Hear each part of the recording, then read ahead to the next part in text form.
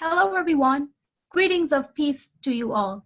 A very warm welcome to our first webinar of the Insights Brief series, Global Food Industry, 15 Signals of a Post-COVID-19 New Normal. This is Iman Ali, research analyst at DinarStandard, who had the privilege of working on this one-of-its-kind Insight Brief. We are about to start in a couple of minutes and would appreciate your patience. Thank you, everyone. All right. Thank you, everyone, for your patience. So without further ado, let's get started. So to begin with, a brief introduction about ourselves.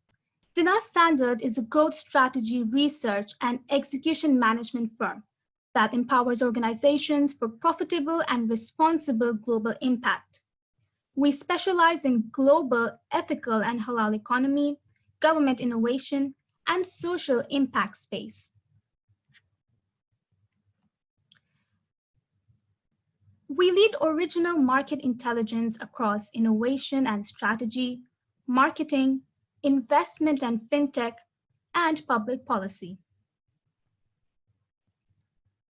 We work with public and private sector clients to identify opportunities across the global emerging economies with extensive experience in the following segments: financial investment firms, government agencies, food and agriculture sector, travel tourism, and the halal economy.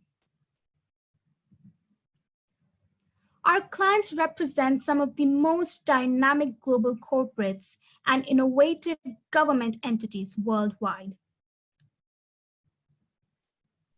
We have a world-class global team. DinarStandard and its clients have access to more than 100 subject matter experts over 20 countries and industries, ranging from healthcare, technology, manufacturing, food services, and logistics.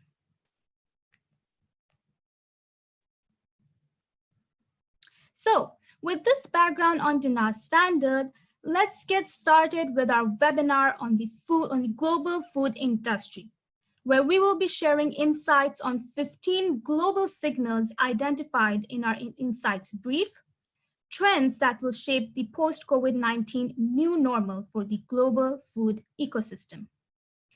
It is an honor for me to introduce you to our two prestige presenters for today, Rafiuddin Shiko, CEO and Managing Director of DinarStandard, and Dr. Muhammad Ali, Associate Partner, Food Sector at DinarStandard.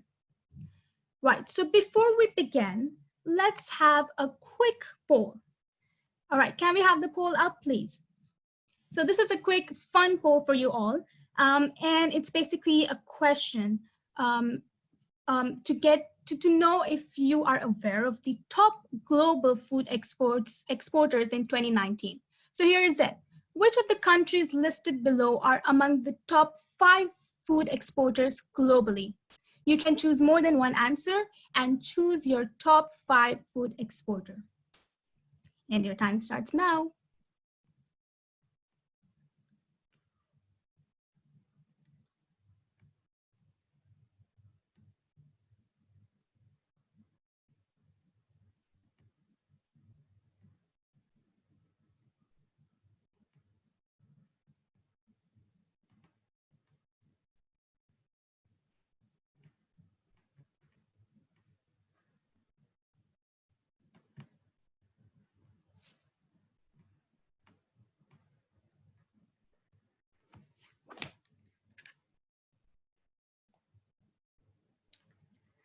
All right, thank you all for taking this poll, and we will have the results out during the presentation.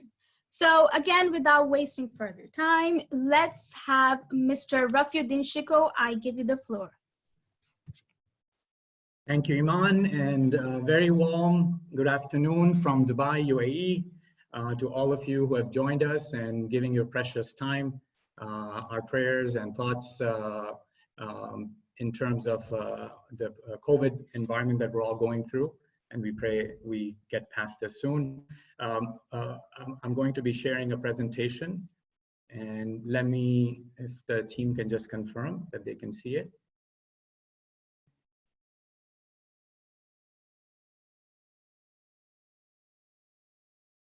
Okay. Yes, perfect. All right. So, as Iman mentioned, we're excited about sharing the launch of this series of briefs, research reports we are producing. The first one is focused on the global food industry. The agenda today, ladies and gentlemen, is we're going to go through this presentation for about 40 minutes, and you will see our analysis, our insights following this agenda, the purpose, our scope, how we view this post-COVID environment, the impact we will cover by 3 key segments, which are consumer behavior, industry, government policies. We'll talk about then, based on the current impact, what is our assessment of what the post-COVID new normal, so to say, would look like, and an action plan towards the new normal. I will be joined by my colleague, Dr. Muhammad Ali, who's an industry expert from the region and Europe in the food industry, and he will be joining me in this presentation of the insights. I also would like to just mention that we will have a Q&A at the end. There is a Q&A button. Please do share your questions, and those who like the questions do vote for it, so we know the ones that are being asked for by most of you. So the presentation is going to be about 35-40 minutes following this structure, as I mentioned. So start with what we are trying to address with this work is a question that everybody has been asking about, which is what does the post-COVID-19 new normal for the world look like, and in particular for this analysis for the global food industry. We are not focusing on the current crisis, which we are all in.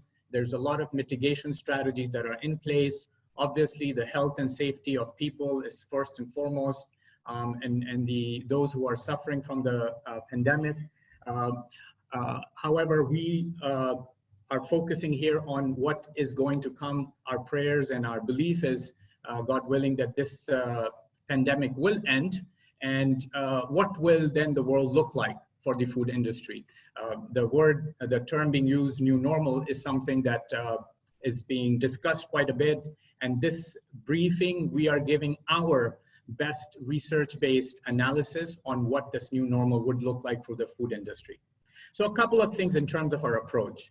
Our assumption on the COVID-19 timeline.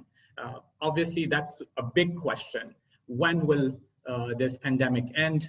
Nobody really knows, but as you all very well must be keeping up, there are various projections.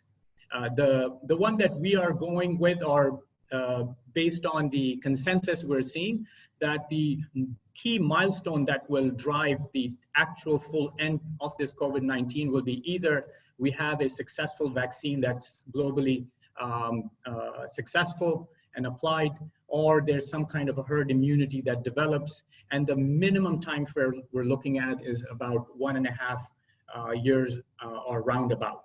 So we're not really going to be talking about, is it going to be 12 months, 14 months, 8 months, but really going with an assumption of about 1.5 years, by which time things will turn, this pandemic will end. And so that's where the new normal situation will evolve.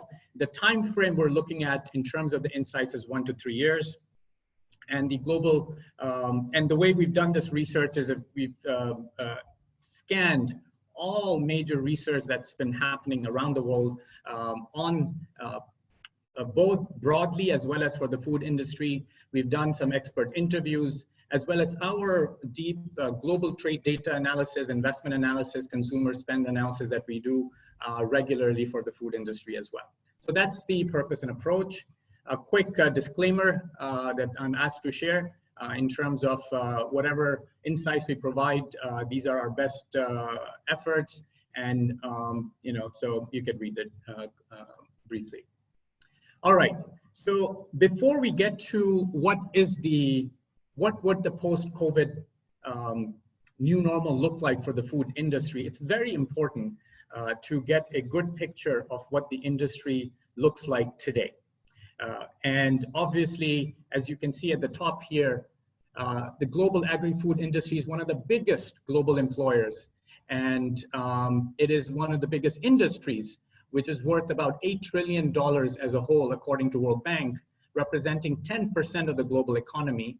And in terms of employment, it represents over 1 billion people employed, almost 27% of the total employment according to the International Labour Organization. So obviously this is a significant industry, both from an economic point of view as well as a socioeconomic impact to the global population.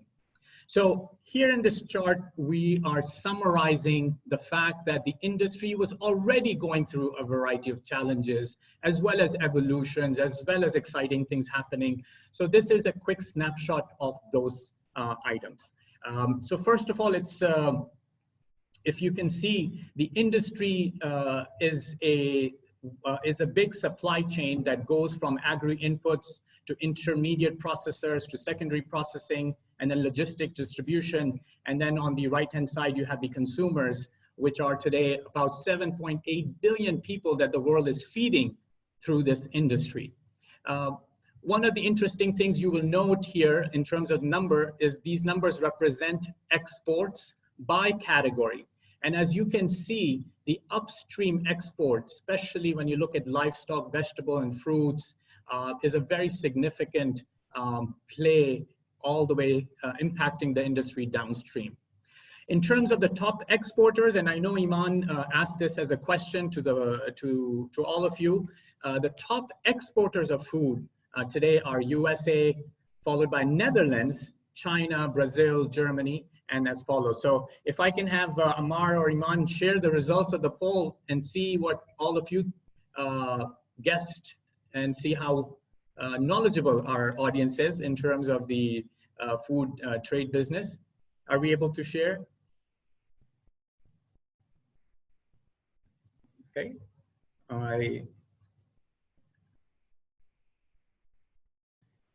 right. Who's sharing the poll results? All right. So looks like most of you guessed USA, right? But yes, I would say as a big surprise to me as well as to many of us, Netherlands is actually the second largest exporter. And as you can see, when you talk about the impact of the pandemic, it's important to know who are the major producers of food that impact the supply chain. And when you look at this, Netherlands as number 2 is a surprise, but they, and of course led by US, followed by China, Brazil, and Germany. So I can see that, you know, we had, actually the group was quite off in most of them. But that's good to know. All right, now moving on in terms of just concluding, when you talk about the global food business, obviously there's also strong socioeconomic, social impact. On the climate change side, 23% of the greenhouse gas emission just comes from the agri side of the food industry worldwide. So it is certainly a very important sector when it comes to climate change impact. We also have about 33% to 50% of the world's food today is never really eaten and is wasted. And when you contrast this to the right-hand side with the fact that pre-COVID-19, the estimate of people who are under acute hunger worldwide is 135 million, you see the great injustice that exists between those who are malnutrition or don't have, or going through hunger while we are wasting so much food. And there are other challenges as well, obesity, various health challenges. Finally, in terms of the industry and the government trends, right here you see some of the developments that were already happening: sustainable farming, automation, protein alternatives were being developed, bioplastics, cloud kitchen, food delivery. On the government side, food security had been top of mind, and it remains to be. Industry incentives, health diets, and safety and quality regulation. So hopefully with this, we get a good base from which to share with you now our analysis on how the industry has been impacted. So the first impact, obviously at the center of everything, are consumers. And what we have done is we have done a thorough analysis of the various research reports and insights coming out across the world in terms of how consumers are reacting to this pandemic. And to summarize, we've essentially synthesized and summarized for you the 4 key shifts that the consumers are driving. And there are 2 key social concerns as well that are further developing. So first of all, given the immunity concern that is obviously being has come to play or come to fore because of the pandemic, growth in health food or healthy food categories, fresh foods versus processed food, and other aspects to how it's being interpreted. And by the way, it's being interpreted differently in terms of the pattern of what is healthy and to what extent, depending on which geography or which country we're talking about. But that is a key theme we're seeing. Second is, at the same time, because the world is going through an economic crisis as well, many people are suffering with job losses, uncertainty, that essential food categories are also growing. And finally, the biggest success story so far is the fact that online groceries, because of the stay-at-home policies, is also booming. And finally, number 4, cooking at home, because of stay-at-home, is actually growing, and it's shifting the lifestyle choices that people are making. And on the negative side, as a result, we see restaurants suffering the most, while takeouts and deliveries are somewhere in the middle. And by the way, the food industry is one of the most fortunate sectors today, relatively growing, as you can see here. It's up relative to the same time previous year, versus many other sectors that, as you know, are severely being hit. On the consumer spend side, as you can see, what we've highlighted here now is the color codes show the severity of COVID-19 impact. We've done an analysis based on those countries that have the highest number of active cases as of this past week. And based on that, we're showing a severity indicator. US, which is the second biggest food consumer, has the highest level of COVID impact by a huge margin. And followed by the second tier of severity, France, Russia, and then followed by Italy and so forth. And you can see China, which is the biggest consumer market, is slowly, as you know, coming out of the crisis. So the consumer spending that is being affected, by the way, by the top 5 most severe COVID-19 countries is about $1.7 trillion. So $1.7 trillion of food consumption is from the countries that are most severely hit by COVID today. Now let's move quickly to the impact on the industry. So we talked about the consumer. What about the industry, the supply chain?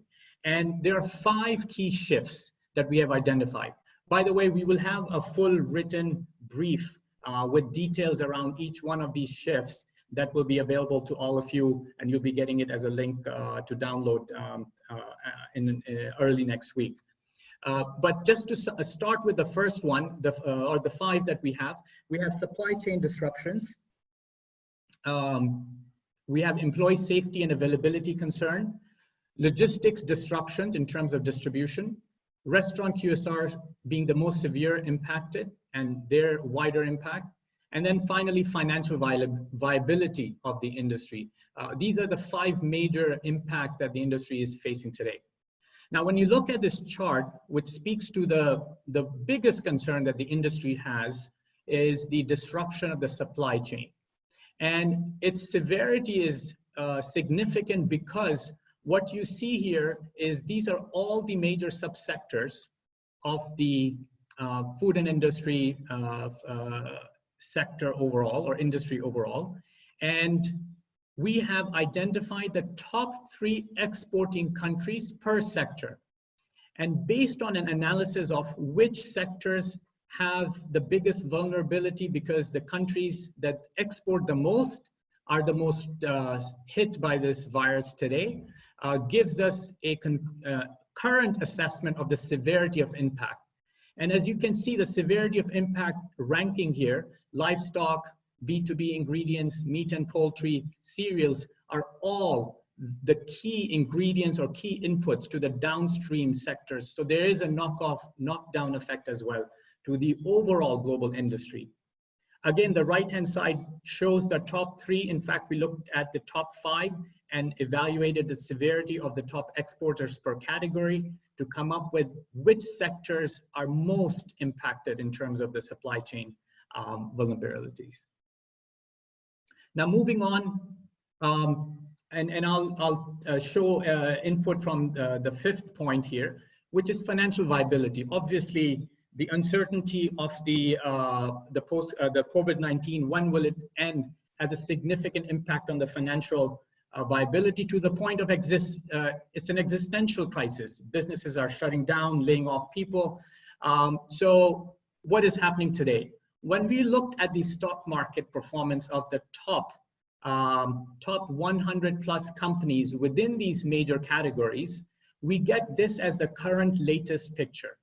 This is an analysis of the top publicly listed food companies' performance during this COVID-19 period, which was essentially from December 3rd to May 8th. That's the time frame. And you can see a very significant negative stock prices for food distribution companies, farm products, agriculture. But as we just discussed on the consumer side, grocery stores are in fact up 16.4%.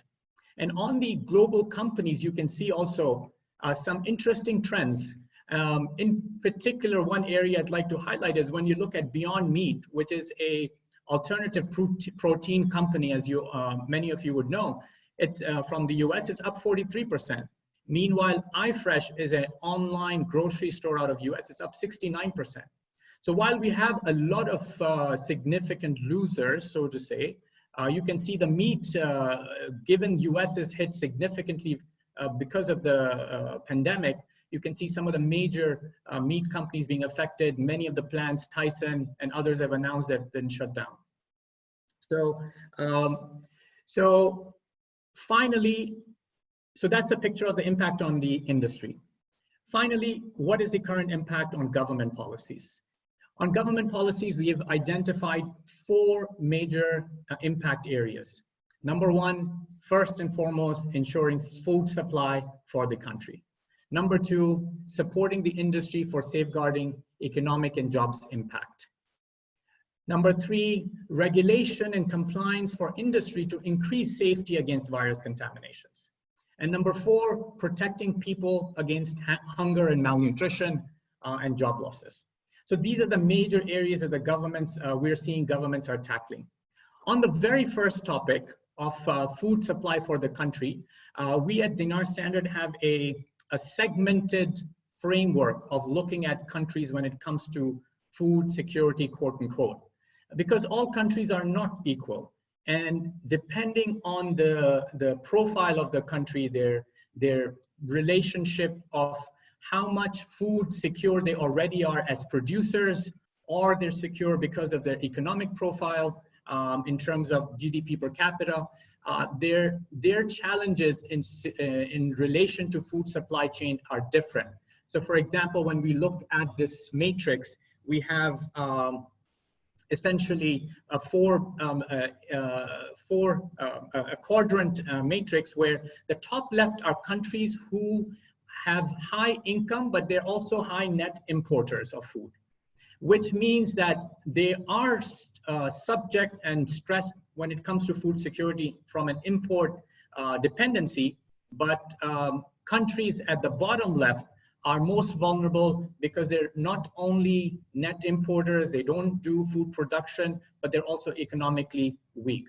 On the top right are the most food secure countries who are strong in food production, as well as relatively middle to high in terms of their income category. And the bottom right are countries who are strong in food production, but economically not strong. There are food security crises, but they have strong potential. So this is a way by which we are advising governments on how to look at and address food crisis. Second point, and we will then switch to taking another poll with all of you. But before I conclude on the impact side and we get to the signals that we have identified, the 15 signals out of this analysis, the second area that the governments are really looking at how to support the industry for safeguarding economic and jobs impact, meaning especially for countries that are high food exporters, their percentage of dependency is high on the food industry in terms of economic impact.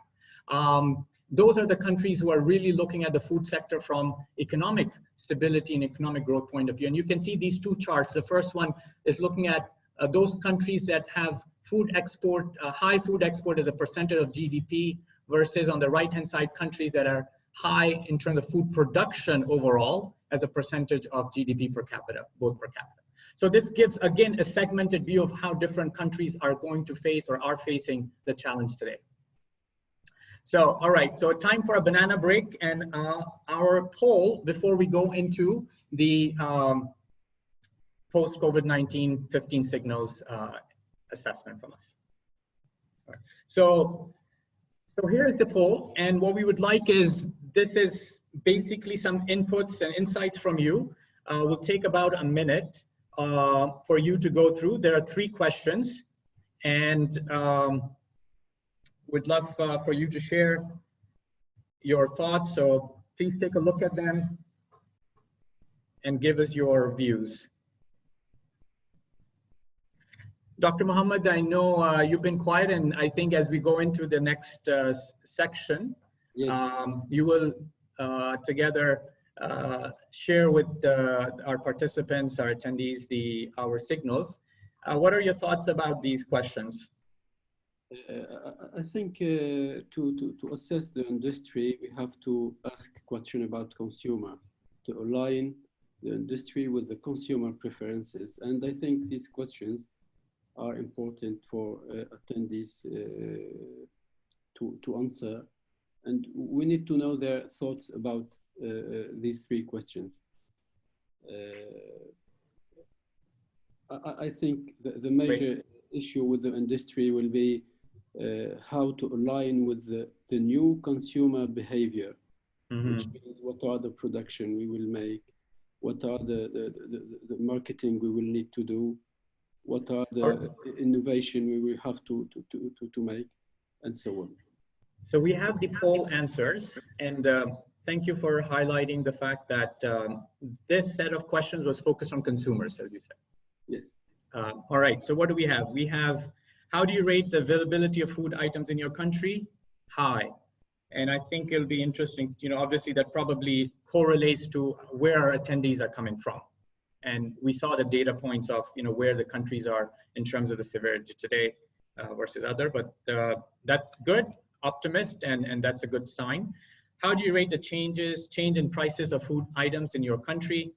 Medium. So there is some apprehension, seems like prices are high, also 23% are saying, and 57% medium. So, and some are saying they're lower, actually, interesting. And the final question, which product types will be in higher demand after the pandemic? After the pandemic, okay. So fruits and vegetables, followed by grocery items, meat and poultry. And I think, Dr. Muhammad, what do you think? This aligns with our analysis so far? No, I would say no, because the COVID-19 crisis shows that people are shifting from this fresh food, I would say, to the packaged food. So I would agree with grocery items, snacks, cereals, ready meals. But in any case, that meat and fresh vegetable and fruits will be the next high in demand in terms of product. And yes, and I think, again, there's a geographic context to this. We see that in some European countries and in the Western countries, actually fresh food is growing high as well, whereas in some other countries it's not. So again, this is probably also a good reflection of the attendees and our participants. Okay, all right, great. Thank you so much, everyone. Sorry, Brother Rafi. It depends on how we will answer this question. Is it on the right time of the COVID-19 or post-COVID-19? Okay, if it's right time at COVID-19 crisis, yes, I agree that fresh advantage people want to increase their immunity, want to have more vitamin with fresh food, etc. Yep. Great. Okay, let's now dive into the second part of our presentation of this insights briefing, whereby we will share with you 15 signals that we have synthesized from the research we've done. And again, to emphasize to our audience, these are our best assessment of what we see as signals of what post-COVID-19 would look like. There's no 100% guarantees. There's a lot of uncertainty. No one can say for sure. But if we were to look at the trends and the consumer, some of the intentions that the consumer, there's research out now that's showing consumers are saying, what is their intention post-COVID-19? Will this continue to, with some of the changes they have experienced during this time? So we've kind of synthesized all of this and identified 15 areas that we see are the strongest signals of what will happen. So Dr. Muhammad, if you would like to start with, and the first set, by the way, is 10 signals that are industry focused, industry leaders and investor focused. Last 5 are government focused. Okay, thank you, Brother Rafi. Yes, if you want to assess the new normal for the global food industry, I think we can put them in two kinds of new normal. From a consumer perspective, point of view, and from operational point of view. We want to align with the consumer preferences, as I mentioned, new behavior, etc. And what are the operationals like supply chain, organization, processing, manufacturing, etc., etc. So the first insight or signal is the shift for the consumption of healthy food. So this will grow later on for the new normal. As we mentioned, that the packaged food as well will be in a high demand.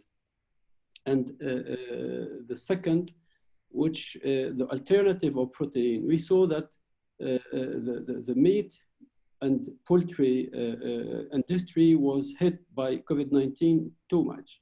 So people have shifted, and this will continue to use plant-based and product with high proteins, not from animal, but mostly from vegetable protein. Great. Okay, so moving along, I will be alternating on these. The next two to highlight is, as you saw, online grocery shopping has gone up a lot, and the numbers are anywhere from growth is 70% plus to 20% plus. Overall, this is an overwhelming success. So the question is, will this trend of growth, increased growth in online grocery shopping remain? And our current signals and insights and the research and intent shows that if not the same, it will remain for the most part higher than what it was pre-COVID. So online grocery shopping, and I think there's a very clear indication for the industry to really consider this as a channel more than ever. Again, COVID-19 as a broader theme has accelerated some of the trends that were already existing. The next one here is cooking at home. So the question is, do we see this current trend of growing cooking at home that impacts what people buy, that impacts as you know, the retail food services industry, restaurants, so forth. Is this going to sustain? And given the fact that the consumers are now getting familiar, their habits are being formed, and the experiences of online grocery or cooking at home is something that many people may not have done or experienced or done more of. And so we see, similar to online grocery, not as much, but we certainly see this as a trend continuing, if not at the same level that exists today. All right. Yes, the fifth signal is, as I mentioned, there is two levels in terms of consumer behavior and operational side from the industry. The supply chain disruption during COVID-19, it will completely change the way that industry and companies and manufacturers are sourcing their raw material, are shipping their raw materials. So we will need an advanced supply chain, risk management, So we need smart sourcing, predictive analytics. So the what we call the producer and the distributor will be like aligning and working, as we saw this in automotive, for example, industry, at same on time. They will produce maybe not stockpiling, but as per the requirement of the retailers. The second is a complete shift for an advanced automated manufacturing and logistics. So companies and industry should now think about investing in robotics. We need less human involvement in the production, in the manufacturing.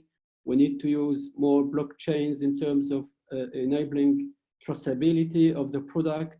And this will give the consumer a trust that these products are well controlled and produced under hygiene and safety area. Great. I'd like to remind everyone, please, right after this, we will be looking at your questions and responding to your questions, especially the ones that have been highlighted. So please do share your questions as we will try to respond to them toward the end. The next signals, number 9, is cloud kitchens. We are seeing that cloud kitchens, again, a phenomenon that had been growing, will become a major part of restaurant and QSR business models in a new post-COVID-19 normal. And this is given the existential crisis many restaurant chains are facing. We're seeing new winners and new models emerging. Restaurants are playing the role of also partly grocery shopping, grocery stores, or resorting to models such as cloud kitchens. And so central to this will be their success will be, and the new models will be this cloud kitchen operation. So this is one of the other areas we're highlighting. Number 10, we're seeing tech solutions driving logistics efficiencies with least touch interactions, like mobile connectivity between farmers and buyers, blockchain-enabled trading, and others could become a new post-COVID-19 normal for the industry, again, driven by the challenges created by logistics inefficiencies that have come to fore as a result of this crisis. So given the challenges, as I mentioned, we see this also an evolving and important signal. So yeah, Dr. Mohammed. Yes, just to summarize for our audience, that these signals, as I mentioned, we have to understand the industry, we have to understand the behavior of the consumer. So from this behavior, we need to adjust our production portfolio, of our product portfolio. And second is for the industry itself, how to organize the production and the manufacturing processes. So by doing more automation, by ensuring that the supply chain will not be disrupted as a whole, we will need to, for example, for F&B outlets and restaurants, they have to think about changing completely the business model from a fine dining, for example, having a fine dining or a casual dining restaurant to a cloud kitchen serving, maybe without having any outlets. So these are the big signals that the food industry should focus on for the post-COVID-19, would say, new normal. Great. I was just reminded that we skipped, Dr. Mohammed, number 7 and number 8. So I'll quickly cover those as well.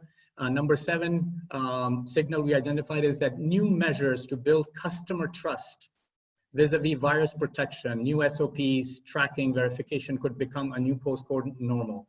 This is a critical area of impact for the industry.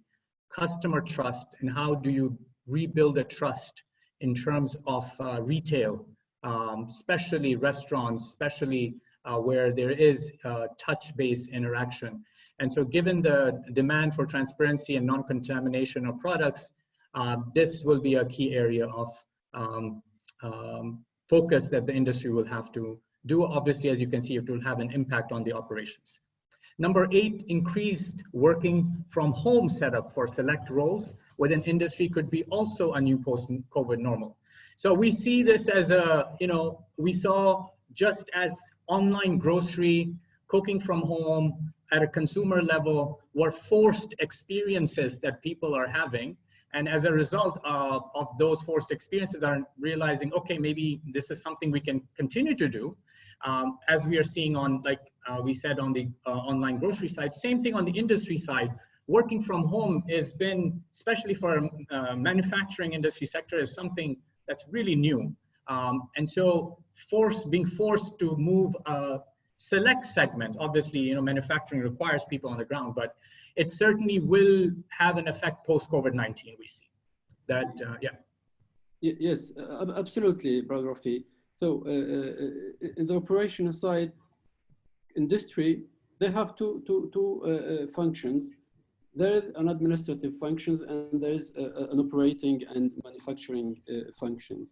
I think the most of the administrative ones, like financial, like marketing, etc., can continue in the new post-COVID-19 new normal to work from home if any new wave of the virus will happen. But the manufacturing process, we cannot do it. Right, understood. All right, now to the, we have 5 signals that we've identified that impact government leaders and policymakers. First of it, which when we went through the impact on the government, is obviously the concern around food security. What we see is that they'll be stronger. Food security was already a concern for those who are highly import dependent or are food nutrition insecure, food insecure.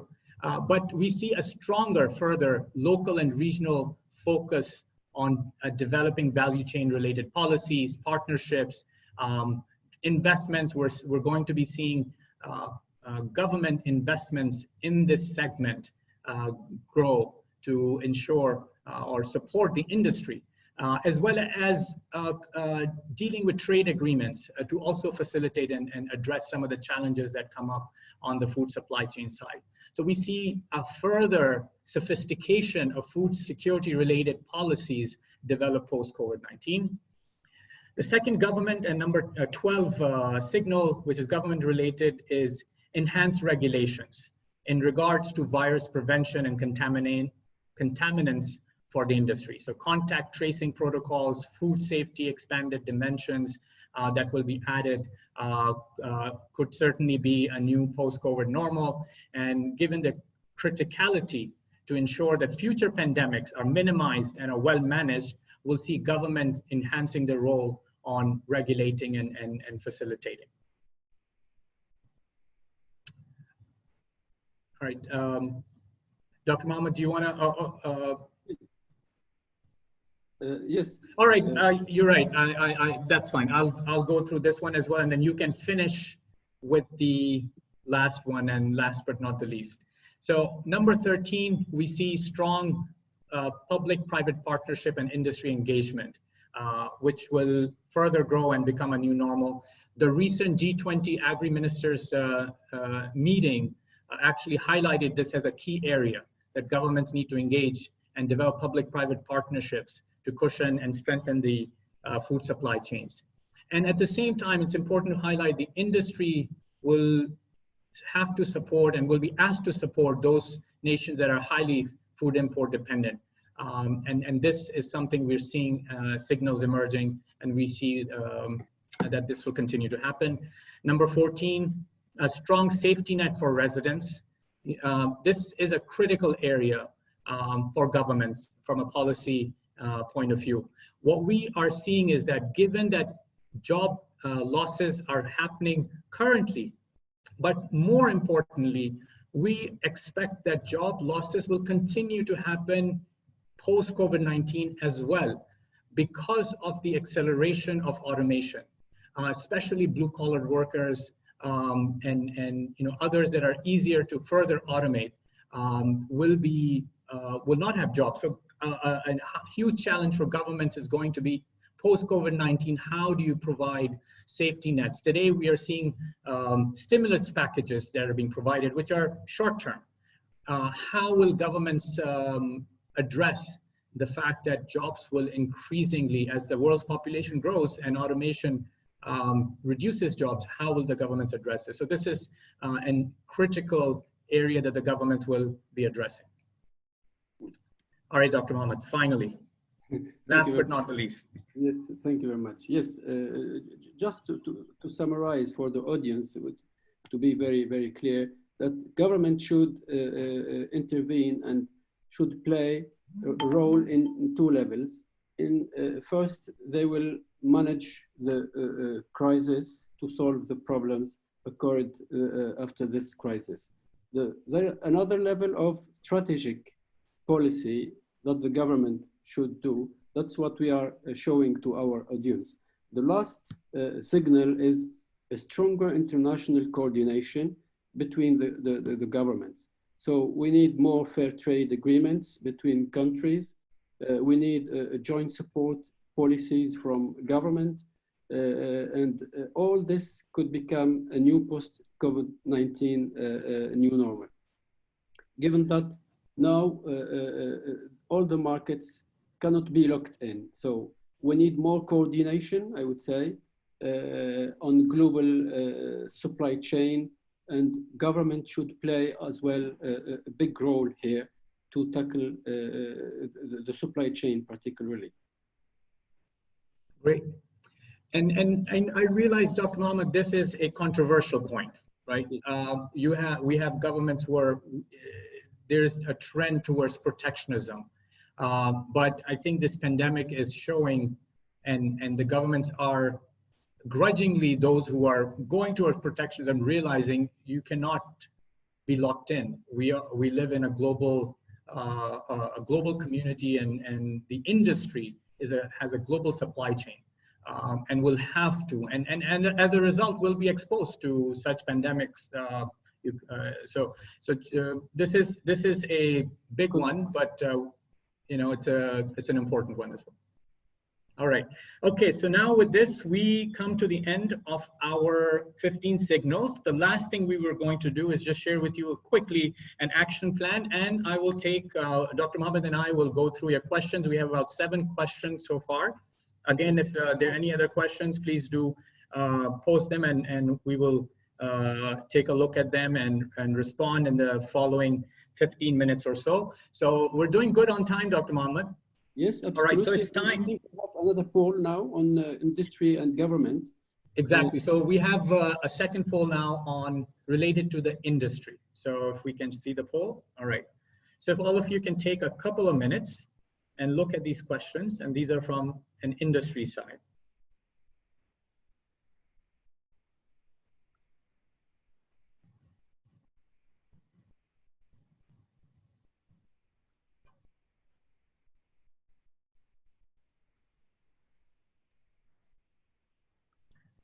So the questions are, how do you rate the disruption in the supply chain of food items in your country?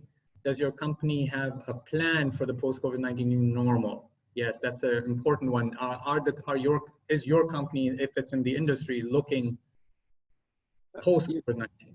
Yes, definitely. This is an important question because in food industry, there is multinationals. They have a lot of ability and flexibility to adjust and to create new plans, etc. But most of the actors in the food industry, they are SMEs. So most of them, they don't have the capacity to react and to prepare a plan for the post-new normal, I would say. So I think for the big companies, they will have, definitely. So we will say yes, but the SMEs, they will say no, or I'm not sure. Great. All right. So let's see the results.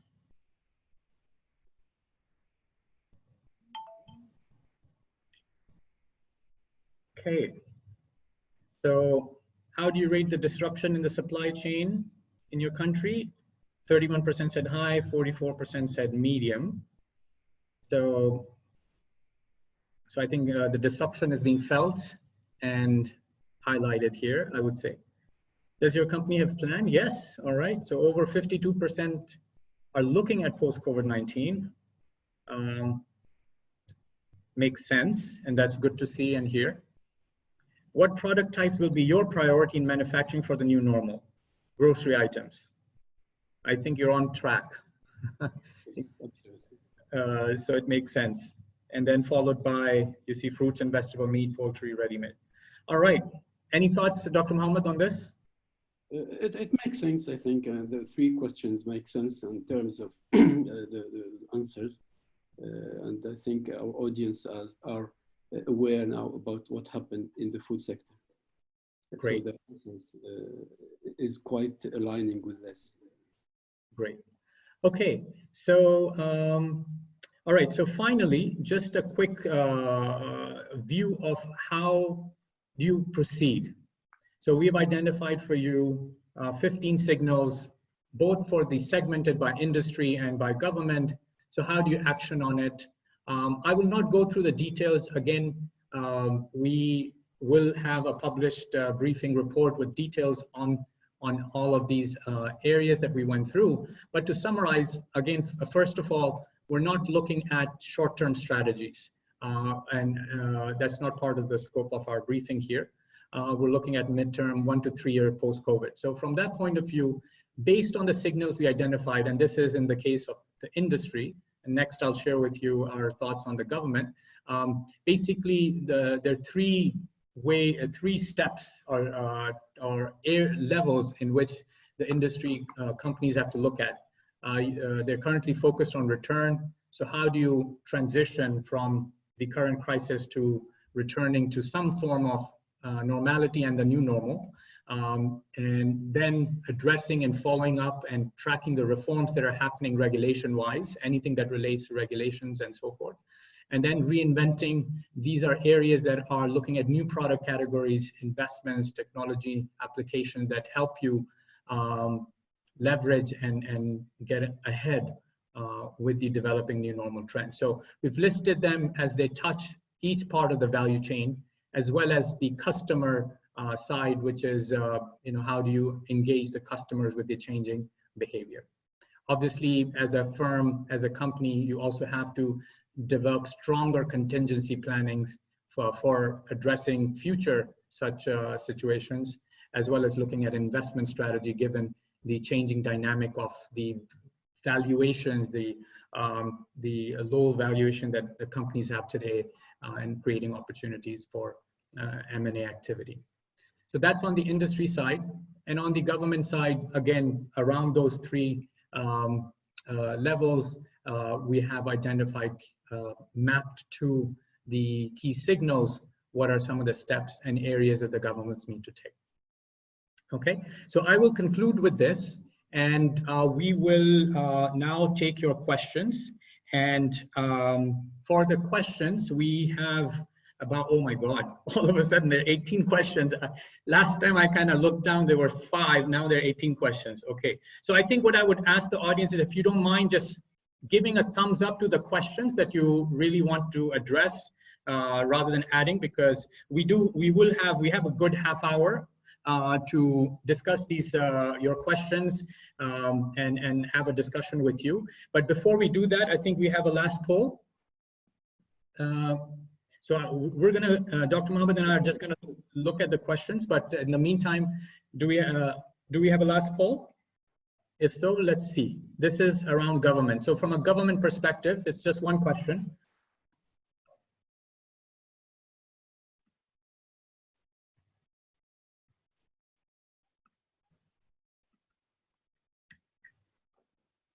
All right, so the question is, what are the government priorities in your opinion for the new normal?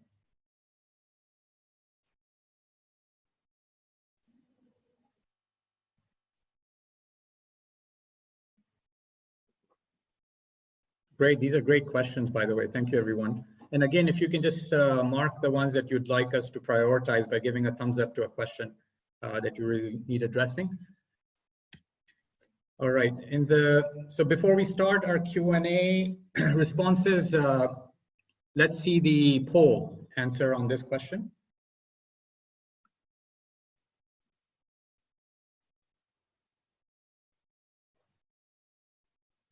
All right.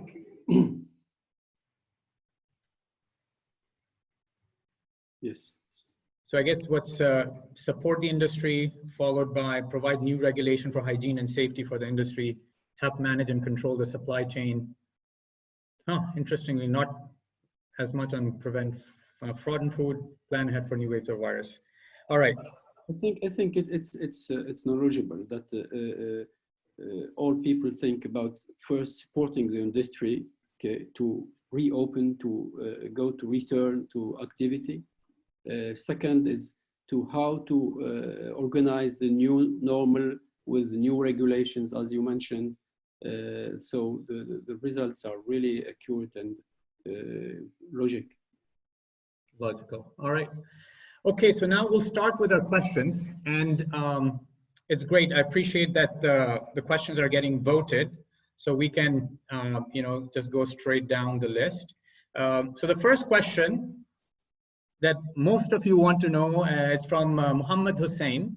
Muhammad asks, why do you think that most of the audience brought or had the assumption for food exporting countries and Netherlands came at their lowest choice? So I guess the question is, why did people not know how big Netherlands is as a food exporter? I mean, honestly, surprise. It's a surprise to me as well, but it's a fascinating case study, actually. And Dr. Mohammed, I'm sure you can highlight, fascinating case study, how such a small country is the second largest exporter of food product for the world. And I was looking at the greenhouses and the technology-driven food production system that Netherlands has, as well as a very strong logistics. As we all know, they're a major hub for trade as well. But the manufacturing side, Netherlands is indeed a surprising. Absolutely.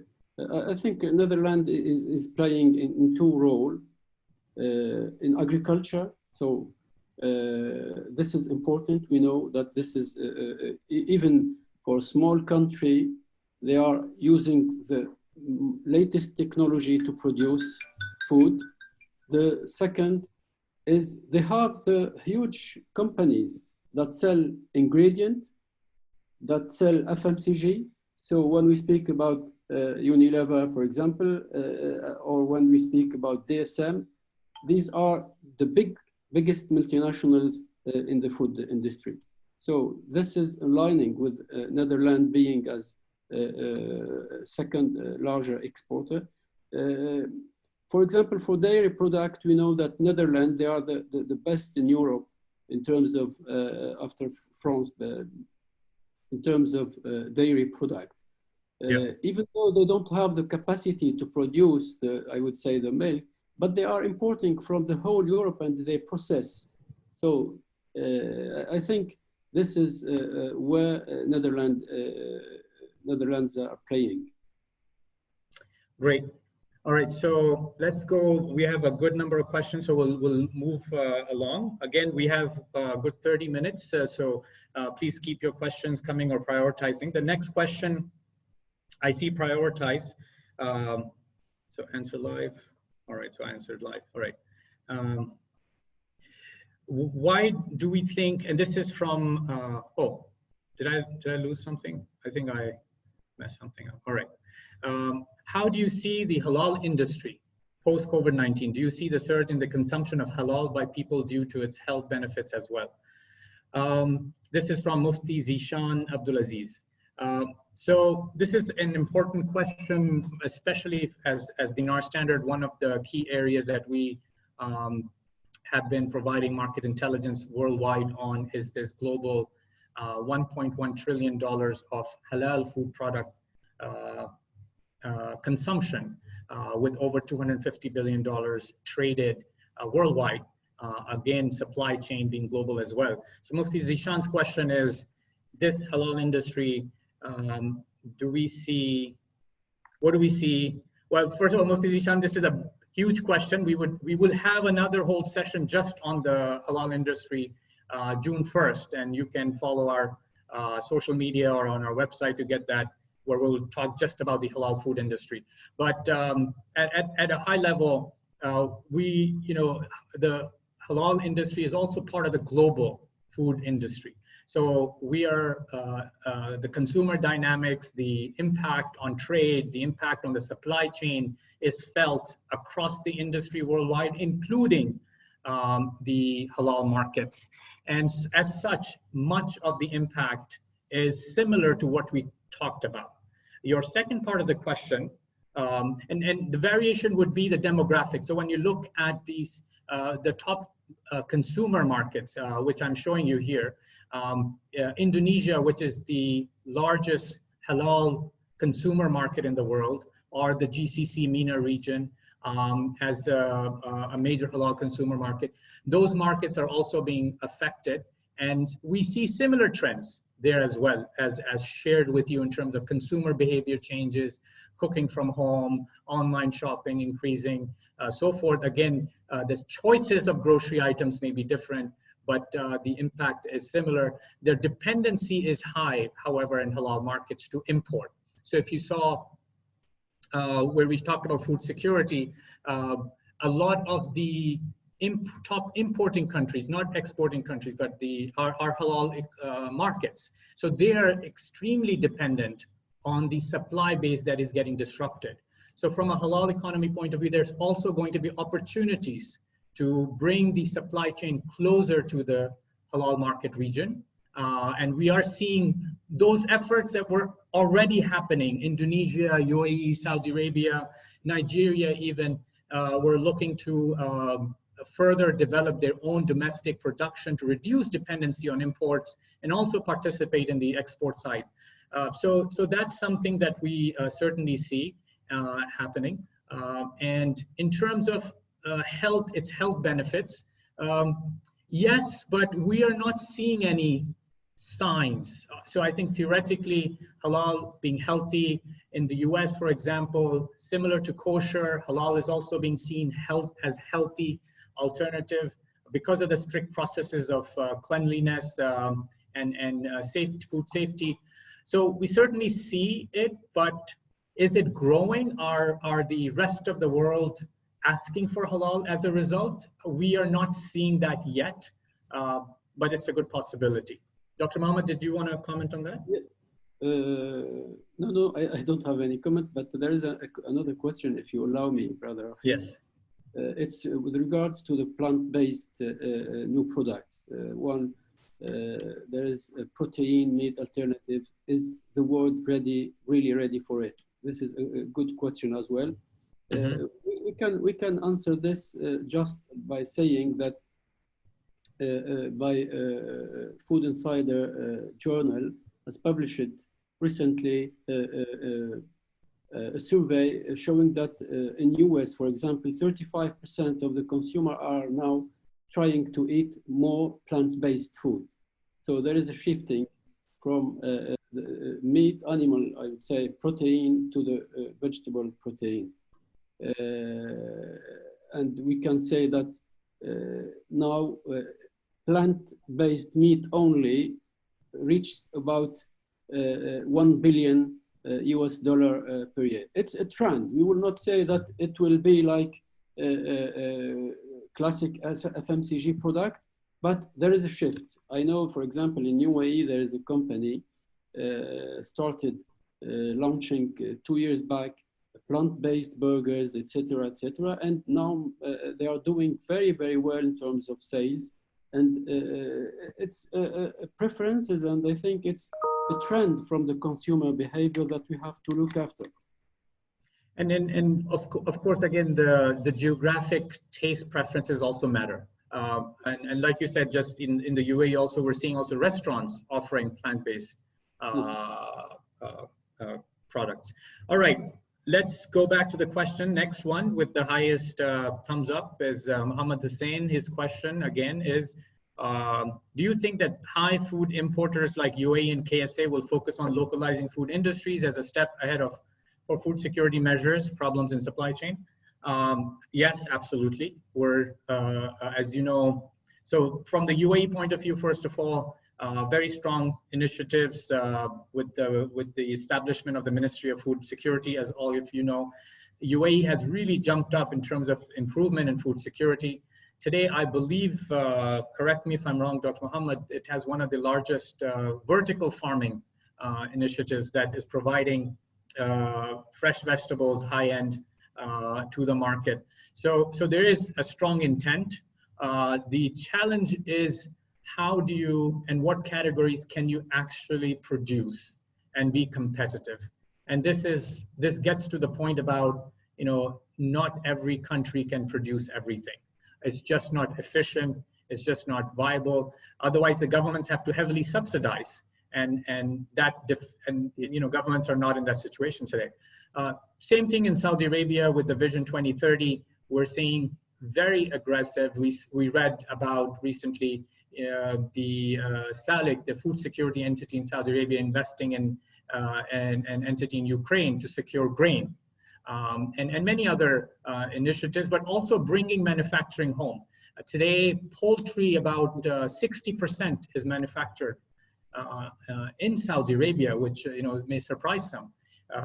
Although heavily subsidized, but it's really answers your question on both those countries' efforts. Dr. Mohammed?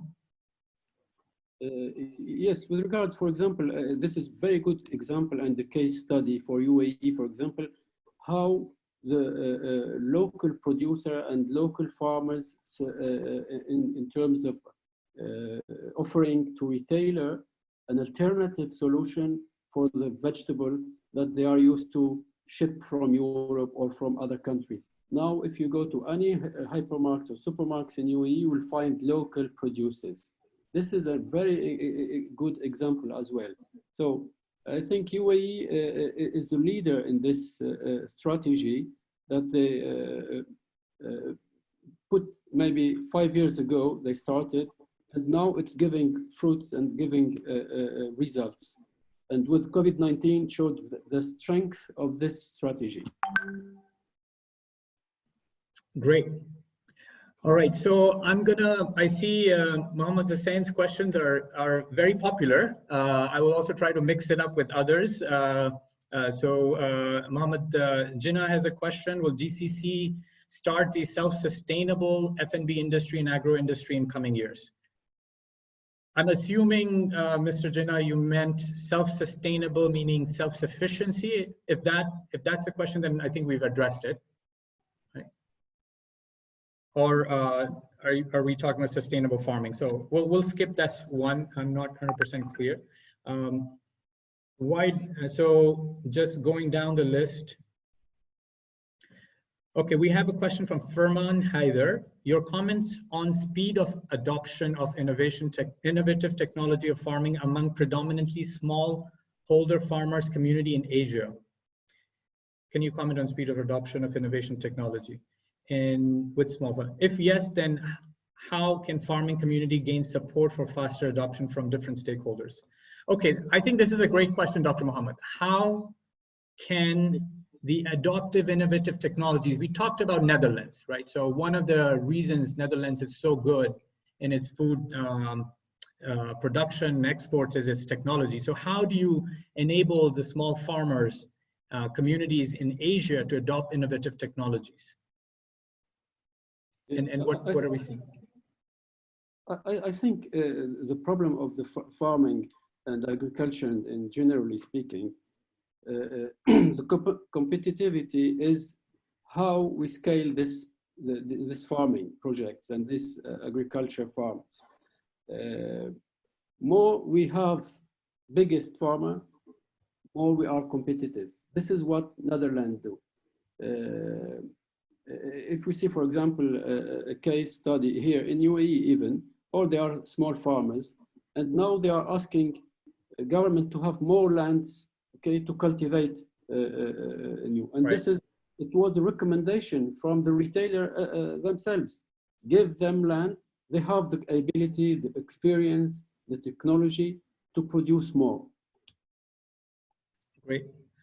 All right.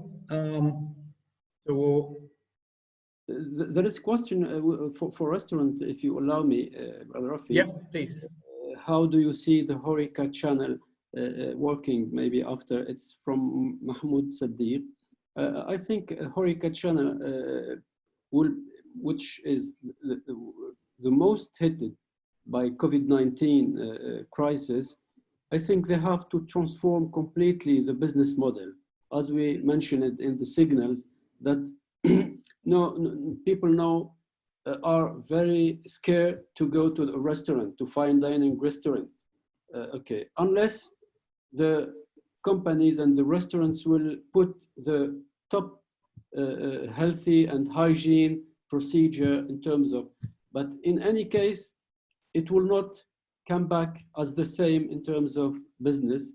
I think they have to change completely the model as, like we said, cloud kitchen, maybe having a very centralized kitchen and serving on food delivery process. This is the trend for HoReCa, will be definitely home delivery. Great. Okay. All right. So moving on, we have a question: what is the impact of COVID-19 on the continuing development of innovation in food industry? Well, like I said, like we had highlighted, the technology, food tech, is now ever more relevant for the various reasons identified. IoT-enabled manufacturing in terms of traceability and also efficiency, automation in terms of distribution and warehousing, robotics, delivery through drones. So there are, and very importantly, we're seeing predictive analytics, data analytics for companies to manage supply chain and be more on top of that. So when it comes to innovation in the food industry, from addressing the pandemic related challenges, investment wise, there is we're seeing interest in it even now. But when you use the word innovation in a broader sense, I think all of these signals really are fascinating areas. When we look at the consumer signals, so much innovation can come out of this. I think, to Dr. Muhammad's point about business models that restaurants have to really, HoReCa really has to look at. So when you look at a combination of these trends and the challenges being faced, and the expectation that we will see more pandemics, unfortunately, and we have to be prepared for it. So around this, we can see a lot of innovation opportunities for entrepreneurs, for companies to really develop. And this is the time, right, Dr. Muhammad, where new solutions will really take We can give a solution, for example, in the F&B outlets in UAE. Just because they were linked to a platform, an international platform, to deliver their item and their food to the customer. Now they make their own platform to deliver. So this is really a new ideas and new trend that the industry should create their new operation model to tackle all these problems, and maybe to face to the highest service provider commission. For example, like some platforms offer for restaurant to deliver their item, they take 25 to 35% commission. Now, if all the industry will come together with a platform, maybe the commission will be 5 to 7%, just to pay the expenses and overheads. Great. There's another question about blockchain were asked, which is important questions with regards mainly to the food security, to hygiene, to food safety. We saw this blockchain adaptability to the halal industry, and I think for the whole food sector now it will be implemented, and the traceability will go from knowing what kind of ingredient from which supplier, where we store it, how we ship it, etc., etc. So this will give, as you mentioned in the presentation, to rebuild the trust between the industry and the consumer, so that we can propose for them new ways to. And this question was from Alvina Rahayu. I think if I can, oh, sorry, it was from Emra Keles about the blockchain's traceability. One thing I wanted to add, her question specifically saying what is needed to make it happen. And, you know, as we all know, blockchain has been, you know, it developed, I mean, the business case, the use case of blockchain in the food supply chain is very clear. And I think most of the industry knows and is talking about it. There's a lot of startups, there's a lot of technology solutions. There's private blockchain platforms that big companies now have, tracing the full supply chain of their product, you know, from beginning to end. So, however, it's not really being rolled out at a global level. I mean, we don't have, you know, today I can go in and check every product and know through blockchain its full traceability. And so the question is why it's not happening and what will it take? If I can, I wanted to highlight that point because we are seeing this as a challenge as well, given the question is who controls it, if I may say so. I think there is a global regulatory, you know, like who controls a global blockchain platform, so to say. And, you know, countries and governments already obviously put their stake. And so we're seeing, you know, competitiveness between countries in accepting blockchain platforms or not when it comes to food. It's also being applied in halal, but the wider global food chain as well. There are different consortiums being formed, but, you know, I think there is a little bit of political competitiveness in enabling it to happen. Absolutely. And I think we said the PPP, the public-private partnership, I think would play here a major role to organize this sector as well.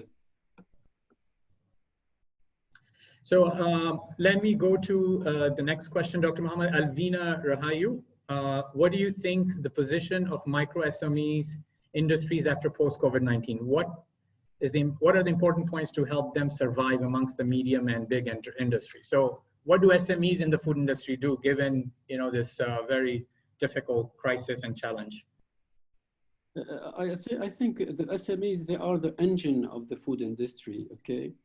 And most of them, they are later on acquired by a multinational when they are very, very on the top level. I think they have to focus on their knowledge, their know-how, and their products. Maybe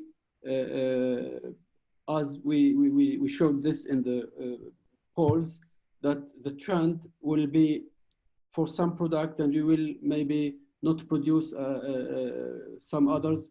So I think maybe focusing on your knowledge, what are the know-how you have, focus on product development, on innovation. This is, I think, will bring the SMEs up after the COVID-19. And if I can add something I've been saying a lot is, as an SME, you have your customer base, right? So you have loyalty with an existing customer base. Today, we're looking at especially QSR restaurant space, which is struggling tremendously, looking to pivot. And I think you as SMEs are best positioned to pivot fast and leverage the asset, the biggest asset that you have today, which is your customers. So what can you offer those customers who trust you?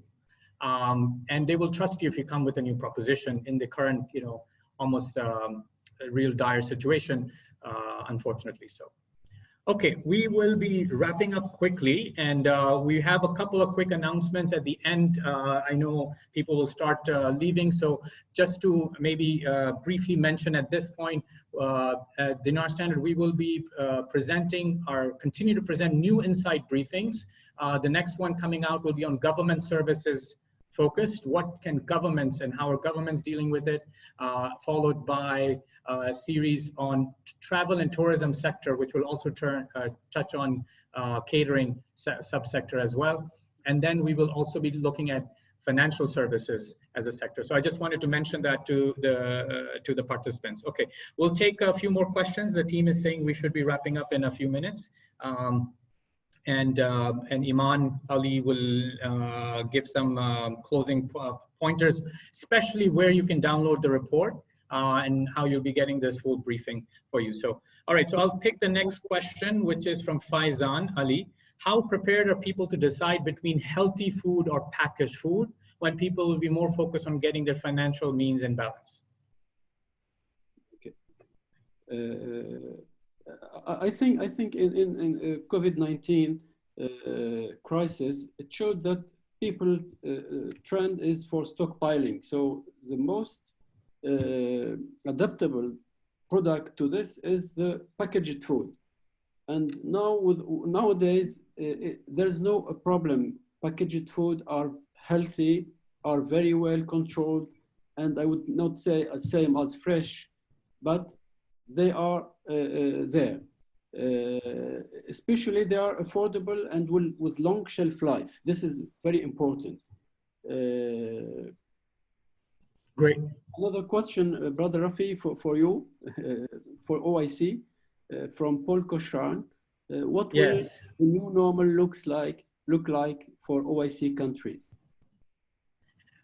OIC countries, for those who may not be familiar, represent the grouping of 57 mostly Muslim majority countries worldwide. So Paul, your question about how does a new normal look like for OIC countries? Again, as highlighted earlier to Mufti Zishan's question, a lot of the same dynamics apply, however, in terms of consumer shifts. However, when you look at the industry dynamic and the trade and logistics, I think this is where significant, distinct impact will happen or could happen for OIC countries. A lot of them, when we showed this diagram, either fall on the top left, as you can see, UAE, Saudi Arabia, the high income, high net import countries, or they are down here and some are down here. So the countries that are down here, Pakistan and others, are in a position to really develop the food and agriculture sector from an export proposition point of view. Same thing we're seeing on the UAE and Saudi Arabia side, again, leveraging technology solutions as the pillar on which the domestic industries are being built. So what we see is, and it's more aspirational, but we are also seeing signals because governments are investing and taking action, is that you'll see OIC countries maybe take more of a role, not just being big consumer markets, but as well as participate in the trade more so. So that would be what I'd say briefly on that. We'll take one more question. And it's from Rosie Osman. So Rosie says, totally agree with all your signals, especially number 15, but who will lead it? So number 15, for everyone's benefit, was stronger international coordination. Yeah. Dr. Muhammad, you want to take this? And all right, Dr. Muhammad, you're on mute, but yeah. Sorry for that. Just as you mentioned it, the G20, they just started coordinating many policies together. I think we have to coordinate this on the